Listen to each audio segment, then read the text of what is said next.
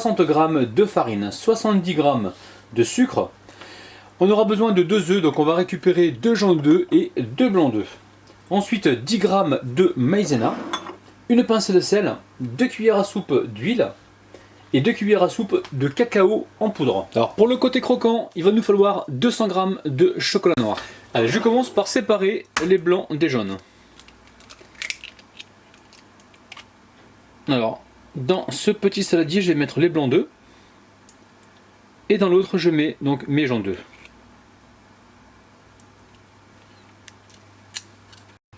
Allez, je mets les blancs de côté pour l'instant. Ici, je viens fouetter les jaunes.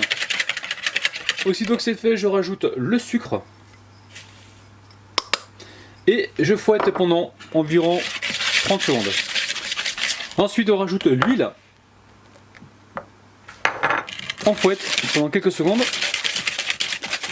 On vient tamiser les éléments secs, c'est-à-dire la farine avec la maïzena, donc fécule de maïs, et le cacao en poudre. Et là on tamise. Allez, on mélange le tout. On n'hésite pas à récupérer la cuillère en bois. Donc là on se retrouve avec un mélange qui est un peu dur, c'est tout à fait normal, hein. On met ça de côté. Maintenant on va monter les blancs en neige. Et on pourra ensuite les incorporer au mélange précédent. Là on veut des blancs juste montés, on ne veut pas quelque chose de trop serré. Donc ensuite on va récupérer donc la cuillère en bois. Je verse une partie des blancs d'œufs dans le mélange chocolaté. Et je viens fouetter ici avec le robot.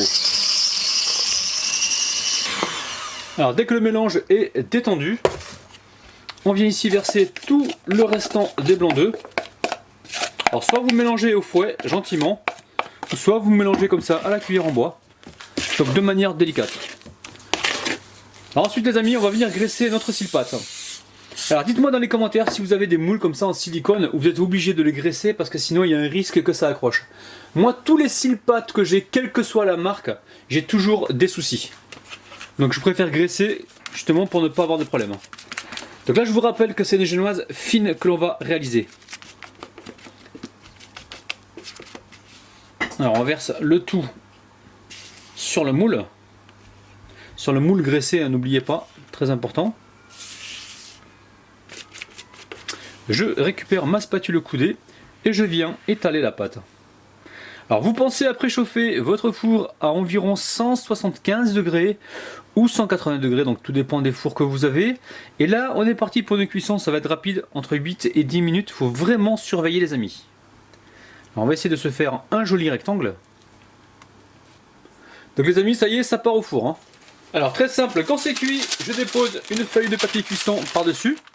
Donc pour moi ça cuit 10 minutes, hein. Ensuite je dépose une autre plaque ici et je viens rapidement retourner donc la génoise. Alors attention, la plaque est très très chaude, n'allez pas vous brûler. Allez, je retire la plaque. Je retire mon sile-pâte. Donc là on a une génoise fine, hein. C'est exactement ce qu'on voulait, hein. Alors après vous remettez une seconde feuille de papier cuisson ou alors vous déposez par-dessus donc un torchon.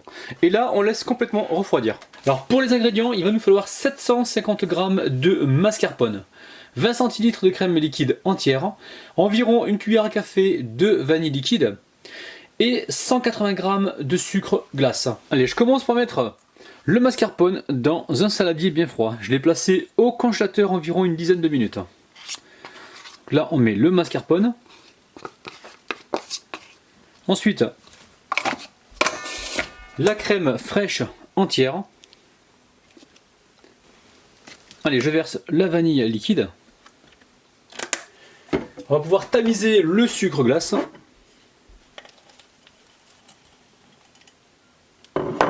Alors très important, il faut le tamiser hein, pour éviter de se retrouver avec des grumeaux. Allez, je commence à mélanger manuellement tous les ingrédients de façon à avoir quelque chose de pratiquement homogène pour éviter de se retrouver avec de la poudre volatile plein la chemise. Donc une fois que c'est fait, je vais monter le tout donc en chantilly. On veut une crème qui se tient comme il faut, hein. Alors les amis, soyez patients.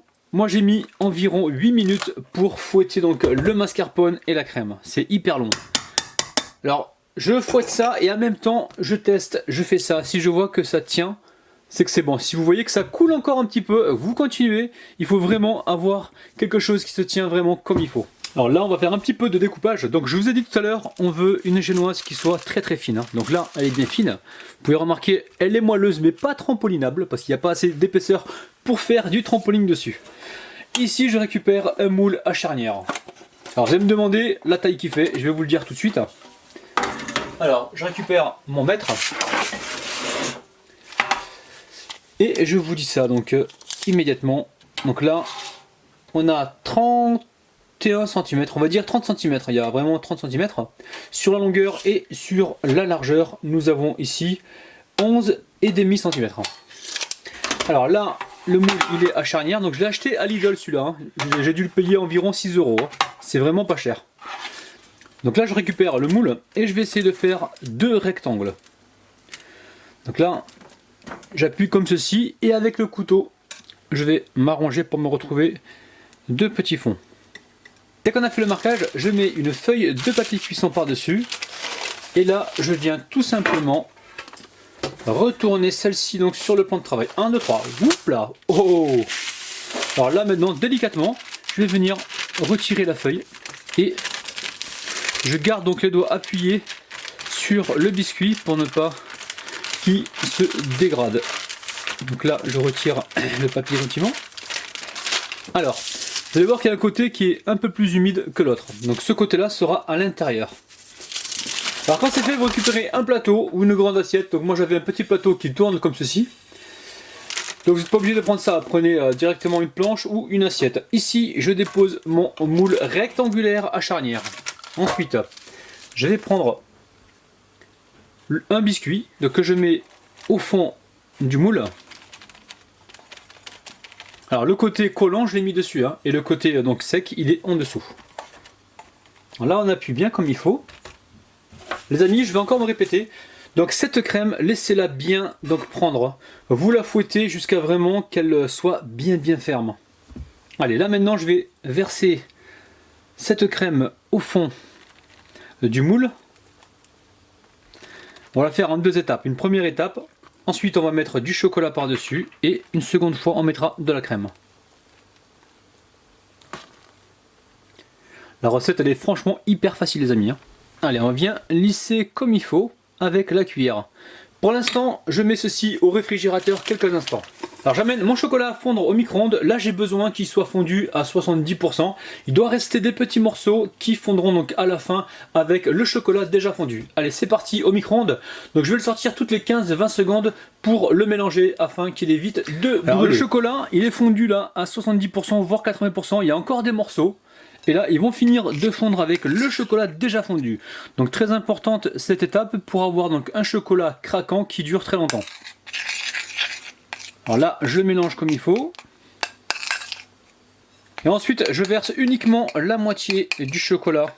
Donc dans une assiette, enfin sur une assiette sur laquelle j'ai recouverte d'un papier film. On verse que la moitié, l'autre moitié, on va l'utiliser donc tout à l'heure. Alors là, on va essayer d'imiter la fine couche de chocolat que l'on trouve dans le Kinder Pingui au milieu et justement qui apporte énormément de plaisir. Donc là, je l'étale comme ceci. Donc là, je répète, j'ai pris une assiette, je l'ai filmé et je verse par-dessus donc mon chocolat fondu de façon à ce que je puisse le placer au réfrigérateur environ 15 minutes, même 10 minutes, c'est bien.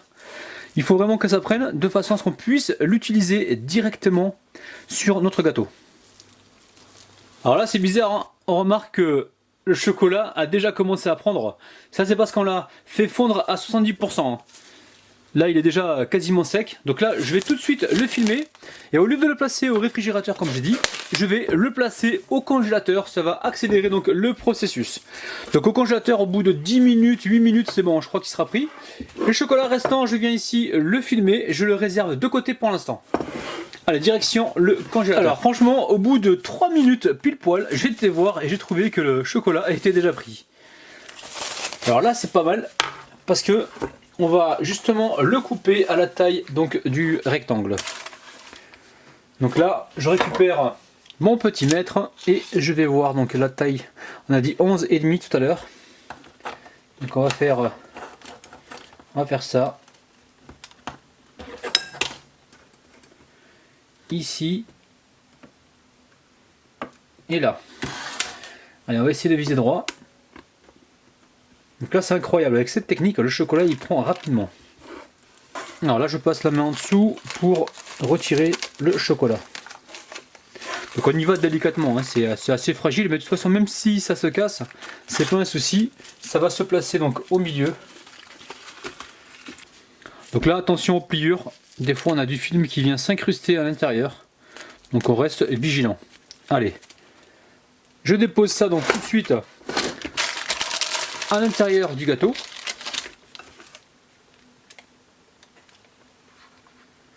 Alors faut pas s'inquiéter, hein. Ça arrive pas jusqu'au bout, hein. C'est pas très grave. On récupère des restes de chocolat et on va essayer de le placer à l'intérieur.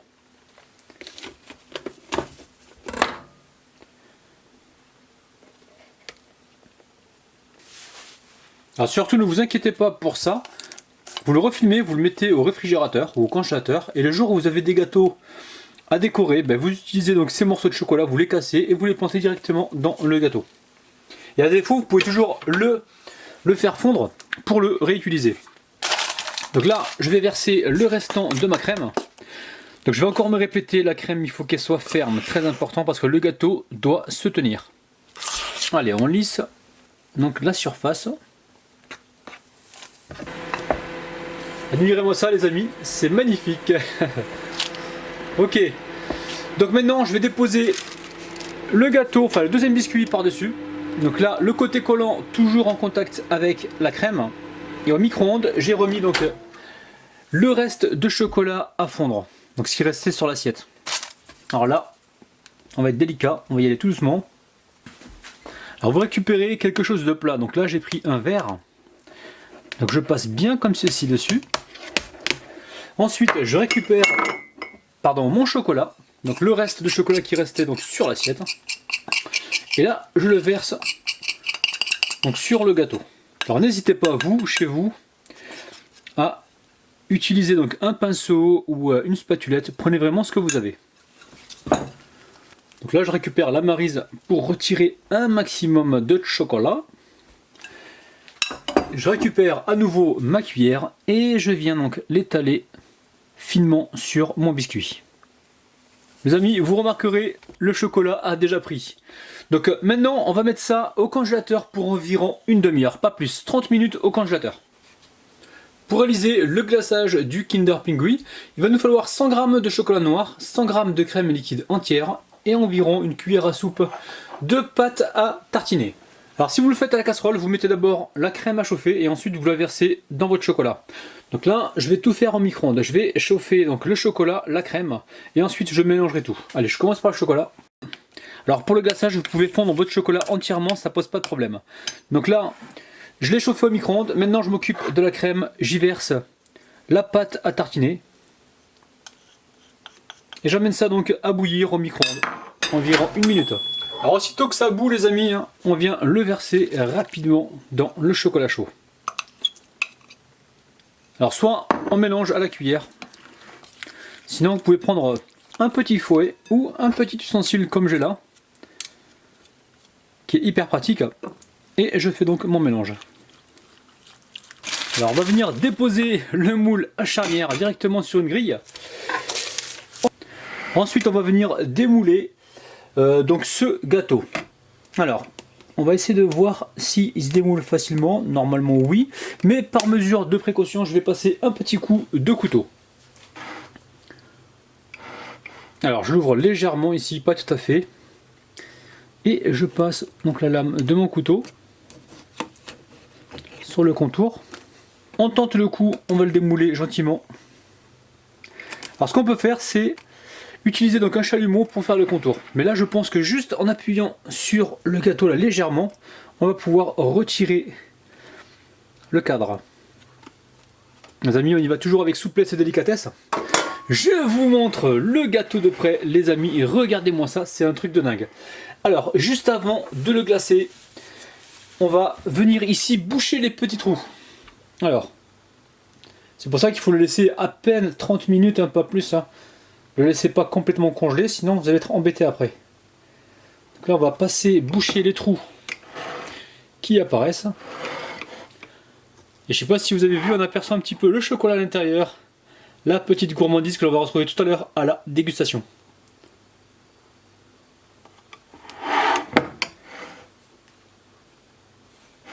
Alors une fois que c'est fait les amis, on va venir y verser notre glaçage. On va glacer dans un premier temps le dessus.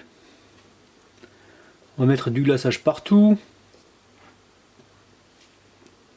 En fait on veut pas une grosse couche, on veut vraiment une couche légère.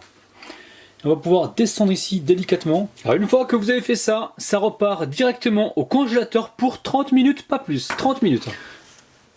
Alors n'hésitez pas à prolonger votre gâteau au congélateur de façon à ce qu'il tienne comme il faut, mais dépassez pas quand même 1 heure.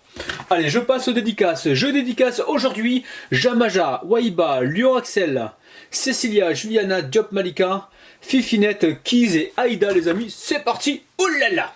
Allez, je récupère un couteau. On va d'abord se couper... on va se couper une entame déjà. Alors, une fois qu'on a coupé le dessus comme ceci... Hop là, il y a du croquant là-dedans les amis. Oh là là là là. Allez, j'essuie le couteau. Je retire la première part et je vous montre l'intérieur les amis. Regardez-moi ça, c'est juste magnifique. Allez, maintenant on va se couper une jolie part. Allez, je chauffe ma lame.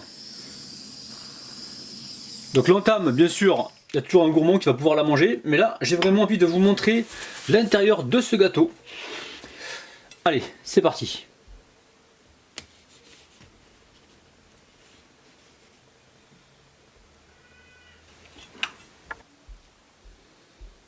Les amis, petit conseil très important, quand vous faites vos feuilles de chocolat, arrangez-vous pour avoir quelque chose de super fin, donc papier à cigarette. Il faut vraiment que ce soit super fin parce que là, pour moi, c'est encore un peu trop épais. C'est pour ça qu'au niveau de la découpe, j'ai un petit peu galéré. Donc vous de votre côté, assurez-vous d'avoir un chocolat, mais alors super fin, comme ça va se couper comme dans du beurre. Allez, assez parlé maintenant, on passe à la dégustation. Oh là là là là là là. Bon, je vais commencer ici, moi. Oh là là, les amis, c'est un truc de dingue. Allez, faut que je récupère quand même du biscuit, hein. Du biscuit ultra moelleux. Allez, je vous montre ça de près. Et c'est parti. Alors les amis, cette recette elle est vraiment incroyable. On a laissé ce gâteau 1 heure au congélateur, ça nous a vraiment donné cette texture super fraîche du Kinder Pingui que l'on trouve dans les rayons frais au magasin. Donc on a une feuille de chocolat qui est bien croquante, malgré qu'elle soit un petit peu épaisse. Donc je vous ai dit, n'oubliez pas, faites vraiment une fine feuille de chocolat pour ne pas avoir de problème lors de la découpe. Ensuite, on a cet enrobage de chocolat et on a cette petite génoise fine, très moelleuse qui vient vraiment nous confirmer qu'on a un Kinder Pingui géant en bouche. C'est un truc de malade les amis. Surtout n'hésitez pas, refaites la recette et envoyez-moi toutes vos photos sur ma page Facebook. Les amis.